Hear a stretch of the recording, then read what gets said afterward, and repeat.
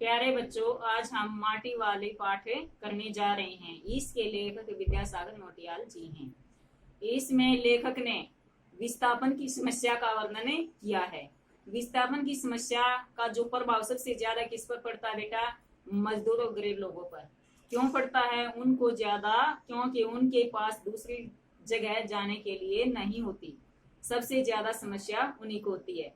और इस पाठ में एक बूढ़ी जो माटी वाले उसका वर्णन किया गया है। टिहरी शहर में एक बूढ़ी स्त्री थी। वह माटी बेचकर, उसको लोग माटी वाली कहते थे, वह माटी बेचकर अपनी आजीविका कमाती थी।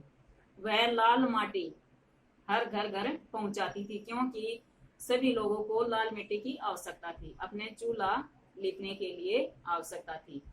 तो यहाँ पर वह माटी वाली माटा खान से प्रतिदिन अपना कनस्तर यानी कि कैंटल माटी का भरकर लाती थी और घर घर बेचती थी। इसीलिए लोग उसे माटी वाली कहते थे और लोग उसके कैंटर को देखकर ही पहचान लेते थे कि माटी वाली है। माटी वाली स्त्री हंसमुख थी, इसीलिए लोग भी उसके साथ खुश रहते थे। जब वह शहर में माटी बेचती थी तो माटी बेचने जब वह घर घर जाती थी तो जब घर घर जाने के पश्चात उससे जो रोटियां मिलती थी तो रोटियां कुछ वह अपना पेट भर लेती थी और कुछ अपने पति के लिए बचाकर रख लाती थी, क्योंकि उनका पति बूढ़ा था, वह बीमार रहता था, वह कमा नहीं सकता था। तो अपनी जब वह माटी बेच कर आती थी वहां से उन्होंने 2 या 3 रोटियां मिलती थी तो अपने बूढ़े पति के लिए वह रोटी लेकर आती थी। कभी कभार वह 2-3 घरों से उसे 2-3 रोटी भी मिल जाती थी और चाय भी मिल जाती थी। एक बार एक मालकिन ने उसे 3 रोटियां भी दी और चाय भी दी, लेकिन उसने पहले 2 रोटियां दी। 2 रोटी देने के पश्चात एक रोटी उसने अपने कपड़े में लपेट कर अपने बूढ़े पति के लिए रख ली और एक रोटी चाय के साथ खा ली। लेकिन उसे चाय जब पीतल के बर्तन में मिली तो माटी वाले ने उसे कहा कि मालकिन, ये जो पीतल के बर्तन है बहुत कम ही लोगों के पास है। मालकिन ने कहा कि हाँ, ये बहुत कम ही लोगों के पास है, क्योंकि हमारे पूर्वजों ने पता नहीं किस प्रकार कमा कर ये बर्तनों को खरीदा होगा।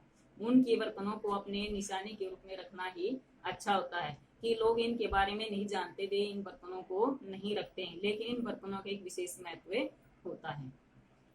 जब कुछ ही दिनों के पश्चात फिर वह माटी बेचने के पश्चात वे घर में गई तो वहां उन्होंने 3 रोटियां मिल गई। 3 रोटियां मिलने के पश्चात वह वहां से रास्ते में सोचती आ रही थी कि मैं आज पाव भर प्याज खरीदूंगी और प्याज के साथ अपने बूढ़े पति को रोटी खिलाऊंगी। लेकिन भगवान ने उसके विपरीत सोच की कि जब वह घर आई वापिस तो घर में जब उसके पैरों की आहट सुनकर उसका पति उसकी तरफ देखता था। लेकिन उस दिन क्या हुआ कि जब वह घर में आई तो उसके पैरों की आहट उसके पति ने नहीं सुनी और नहीं देखा। क्यों नहीं देखा? क्योंकि वो मर चुका था। बूढ़ी स्त्री ने, जब बूढ़ी औरत ने उसके पास जाकर देखा तो उसका पति मर चुका है। तो आज उसका संसार भी उजड़ गया कि वह अपने बूढ़े पति के साथ टाइम पास कर रही थी, लेकिन आज उसका संसार भी उजड़ गया है। उस समय इधर शहर में क्या हो रहा था कि सरकार शहर को खाली करवा रही थी, क्योंकि शहर में पानी भर रहा था। जो शमशान घाट था वह भी डूब चुका था। जब उसको ये समस्या था कि वह अब इस उम्र में कहाँ जाए, उसके पास दूसरी जगह भी नहीं है। लोग दूसरी जगह जाने की तैयारियां कर रहे थे, लेकिन उसके पास कोई भी जगह नहीं है। केवल एक माटा खाना है जिससे वो माटी लेकर आती है, उसके भी उसके पास कागजात नहीं है। जब विस्थापन की समस्या को लेकर लोग अफसर के पास जा रहे थे तो वह भी उस अधिकारी के पास चली गई। अधिकारी से उसने कहा कि मेरे पास माटा खाने की कोई कागजात नहीं, मेरी कोई जमीन है और नहीं मेरे पास कोई कागजात है। तो उसने कहा कि इसको तो खाली करना ही पड़ेगा, उस कागजात को दिखाओ जहाँ से तुम माटी लेकर आते हो। लेकिन उसके पास नहीं है। गरीब आदमी के पास कैसे हो सकता है? तो यहाँ पर एक तरफ तो जो व्यक्ति विकास कर रहे हैं, दूसरी तरफ उस माटी वाली की को एक विस्थापन की समस्या हो रही है कि वह दूसरी जगह पर कैसे जाए।